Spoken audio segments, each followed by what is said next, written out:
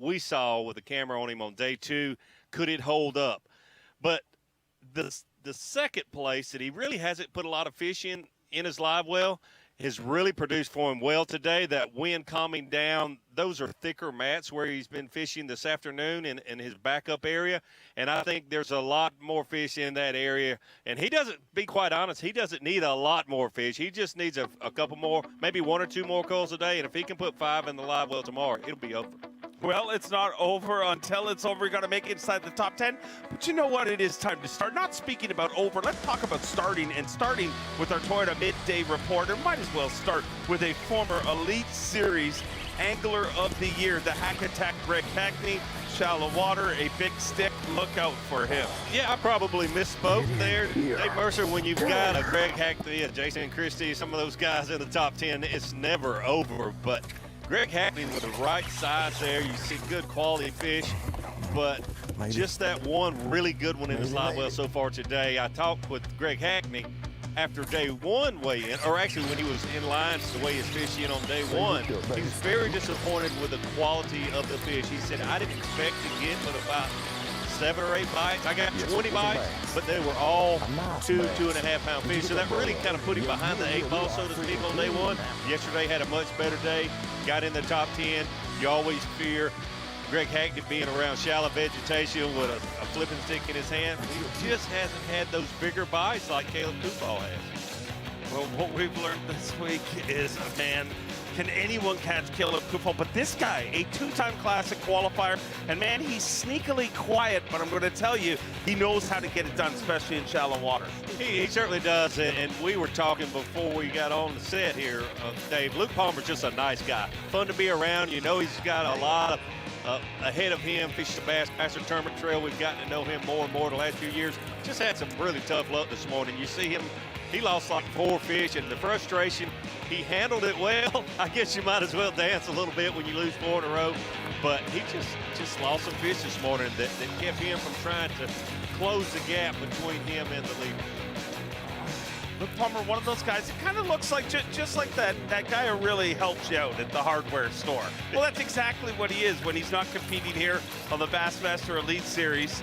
He runs his family business hardware store in Colgate, Oklahoma. So a hardworking guy, whether it's on the water or off the water, but getting his work done here on semifinal Saturday. And here's a guy who, I mean, not even a real person, a droid put on Earth to take titles from good, hard-working people, and he definitely gets his job done everywhere we go. Chris Johnston. Yeah, it's really incredible to watch him. You've known him for many years. I've just known him for 3 years now.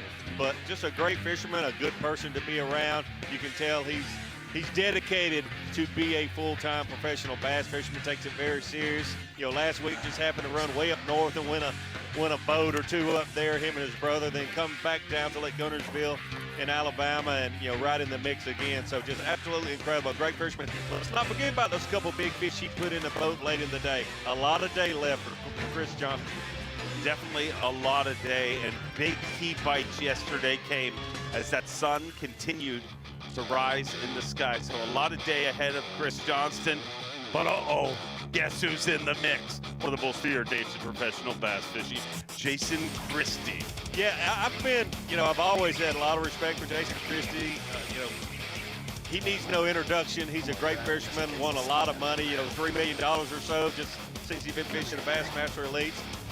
But this tournament in particular, and for him to be in the hunt tomorrow is impressive to me. Yes, he is fishing shallow, but you don't see that very often right there. A spinning rod in Jason Christie's hand. Sure you do when you go up north and smallmouth fishing.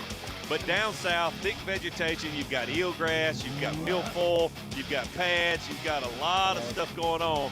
And Jason Christie, with the clear water conditions and today the calm winds, has really done a great job laying down a flipping stick, 65-pound braid, and a frog, and picking up a spinning rod with probably an 8-pound fluorocarbon leader, throwing a drop shot, staying in contention, doing what he needs to do, Jason Christie. Jason Christie's got 16 tour level wins, but his first win for this guy happened at our last Elite Series event, the Little Ball of Hate, Wes Logan. I call him that not because he's hateful, but he just hates losing them. and, you know, not catching them. But, man, he is catching them here this week on a lake that, even though he's from this area, he just doesn't have a lot of experience. Yeah, it surprised me last year when he was leading this event. I talked to him, and for a long time, you know, probably about an hour, because I thought he was joking. I said, "You really don't have much experience here on Guntersville?" He said, "No, I don't. I really don't." I said, "Well, you're leading an Elite Series event here. Got a chance to win. Tomorrow's the final day." When I was talking to him, he said, "Man, I don't have a lot of experience here. I got one stretch." But he's absolutely, you know, on momentum. That win at Neely Henry, where it's his home water yesterday, he said, "I'm just glad to be here." But none of what we've said the last 10 minutes matters. All of that is stories we've heard, Angler of the Years and things like that. But this week, these last 3 days, this dude has absolutely dominated the entire field. Davey Height, is this a case where he is simply outfishing the competition? It truly is. There's no other way to put it. It's not a secret area that he's in. Everyone in the field knows that this particular area has the potential to produce a lot of fish. He did not have the area all to himself on day one. Certainly didn't have it all to himself on day two. He has just outfished the field. He's been around some great fishermen, but you can tell he feels very comfortable doing what he's doing. When you're talking to him after he weighs his fish in, or out there on the water when we're talking to him, very comfortable doing what he's going to do. Yes. His mind's not going in 14 different directions about, hey, I'm leading Bassmaster Elite tournament. I've got one rod, one or two baits, and this is what I'm going to do. And he's done a great job at it. Speaking of which, let's get out to him live right now.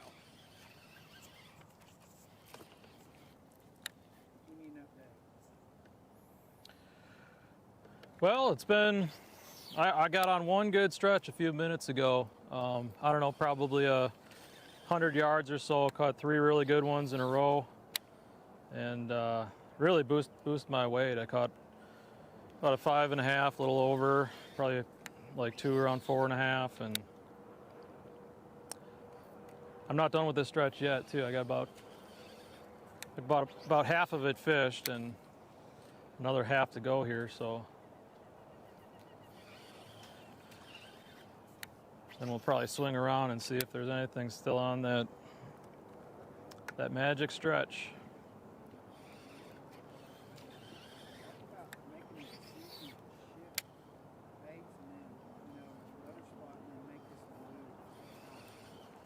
Yeah, I mean, I've been coming here later in the day. That's probably why I've been leaving my first spot so late in the morning, because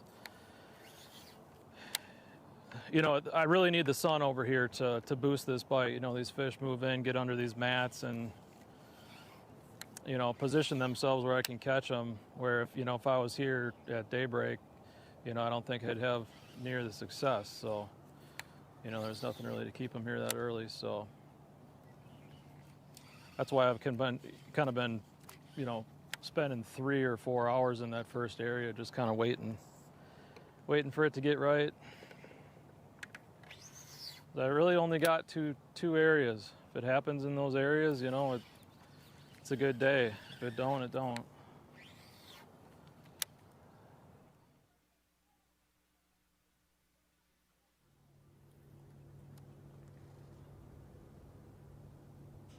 Now looking at Caleb Kufal, our leader, and Chris Johnston, and unofficially Chris Johnston moved into second place and Angler of the Year points. But when I'm watching Caleb fish here, is anything standing out to you, Davey? Because I feel like there should be a glaring thing that should be dominating the way he is.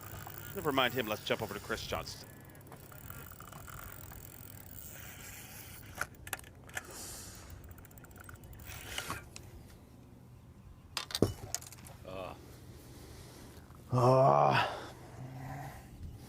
Three and a half.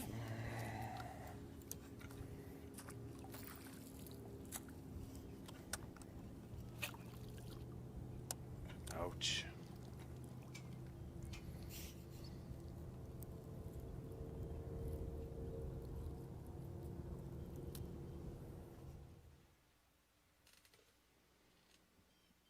Painful, painful loss for Chris Johnston right there.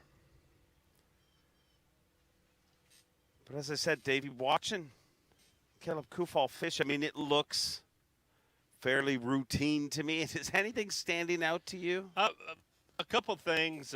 Number one, I think this area is a lot better for him today because he doesn't have the wind. It's shallow water where he's at, and you have to. He's moving from one mat to the other right now, moving along quickly. But you really need to be able to keep your trolling motor, probably 30, 40%, or maybe even less, and ease over to these mats. And the other thing, because he's out here on these kind of the outside edge where these mats are just clumps, the wind not blowing, they're not as tight because the wind actually kind of packs those mats in together. So I think he's able to ease along, be quiet, be stealth, and use a light sinker, relatively light, probably a 1 ounce instead of an ounce and a half if these isolated mats were packed in. So a couple things really helping him in this area. He had less today when he left his deeper, and when I say deeper, 6 feet deep milfoil. This is much shallower. He had a lot less when he got to this area, and this area has not really produced for him until today, but the conditions are right for him in his second spot. He's only really got 2, we heard him mention before. So things are just set up a lot better for him in this area today. Well, man, it is working out for him so far.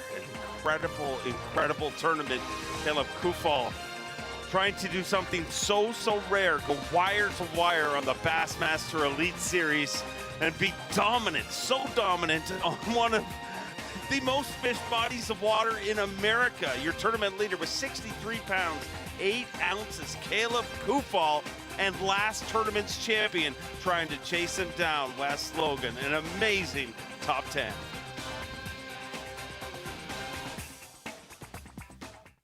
The Yamaha VMAX V6 SHO continues to deliver the level of performance that pro bass and multi-species anglers demand.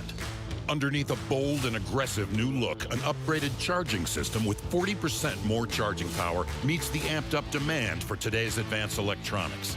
The VMAX SHO, raw power, reliability, and exhilarating performance for every angler who loves the sport enough to invest in the best. Yamaha, reliability starts here. Put your strategy to the test. Bassmaster Fantasy Fishing fans, get ready for another exciting game. The brand new Mercury Drain the Lake game is a survivor pool of the entire Elite Series roster. Fans choose 8 anglers for their team with only one restriction. Once you select an angler, they're unavailable the rest of the season. Grand prize winner receives a fishing trip of a lifetime with Bassmaster host Mark Zona. Top 5 finishers of each event win swag packages from Mercury. Winners that are B.A.S.S members also receive a $500 Bass Pro Shops gift card. Compete and win today. Sign up at BassmasterFantasy.com. The Skeeter Owners Tournament is back on Lake Fork, Texas, June 3rd through 6th. If you're a member of the Skeeter family, this is your official invitation to join thousands of Skeeter owners from across the world for fishing, fun, prizes, and a chance to win thousands of dollars, including an FXR 20 for the biggest overall bass, a Yamaha Wolverine for the biggest bass under the slot, hourly cash